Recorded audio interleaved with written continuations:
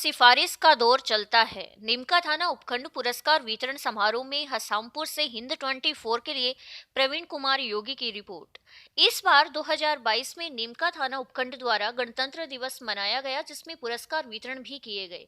लेकिन कुछ बातों से निमका थाना उपखंड के गणतंत्र दिवस पर पुरस्कार वितरण समारोह पर सवाल खड़े हो गए हैं।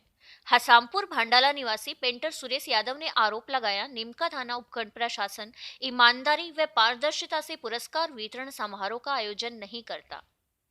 केवल मात्र लाइजन वालों को पुरस्कार की दौड़ में आगे रखकर पुरस्कारों का वितरण कर दिया जाता है। हर बार यही आरोप लगाए जाते हैं।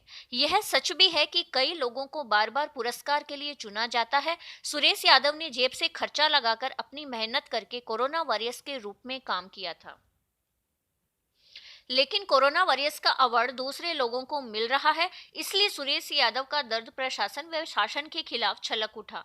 यादव ने बताया, दोनों कोरोना काल में मैंने भरी दोपहरी धूप में लोगों को अपने पेंटिंग से जागरूक करने की मंशा बनाई और भरपूर कार्य निमका थाना उपखंड में किया, जिसमें गाड़ी खर्चा, पेट्रोल खर्चा, पेंट खर्चा मेरा स्वयं का था और मेहनत भी साथ में थी।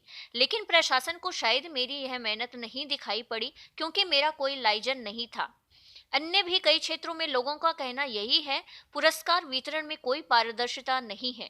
कमेटी किसी भी प्रकार की धरातल पर जांच नहीं करती, जिसके दिल में जो आया उसको अपना बना दिया।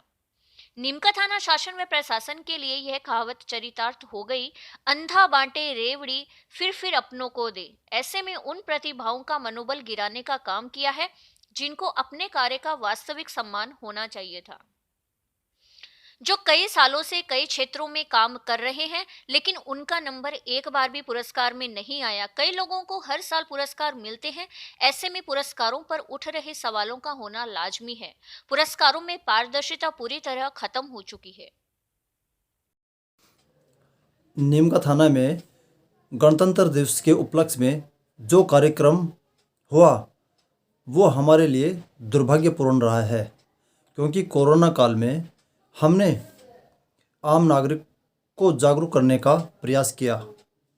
जगह जगह स्लोगन लिखना, बड़ी बड़ी रंगोलियां बनाकर हमारा खर्चा, गाड़ियों में आना जाना, तेल का खर्चा और दिन भर हमारी मेहनत, कड़ी धूप में हमने बहुत मेहनत की, लेकिन फिर भी इस लिस्ट में हमारा नाम नहीं आया। इसके लिए हम नीमका थाना के लिए दुर्भाग्यपूर्ण हैं। जो हमारे से ना कुछ लोगों को सम्मानित किया गया है वो बड़ा ही गलत हुआ है। और मैंने एसडीएम साहब को भी हाथ में देकर आया हूँ एप्लीकेशन लिखकर, और जो कोरोना संदेश देने के लिए जो कार्य किया था, ई मित्र से 10-12 प्रिंट आउट निकलवाया और कम से कम 100-125 रुपये ई मित्र वाला लिया और वो एप्लीकेशन के साथ लगाया और दे दिया। फिर भी हमारा नाम नहीं आया।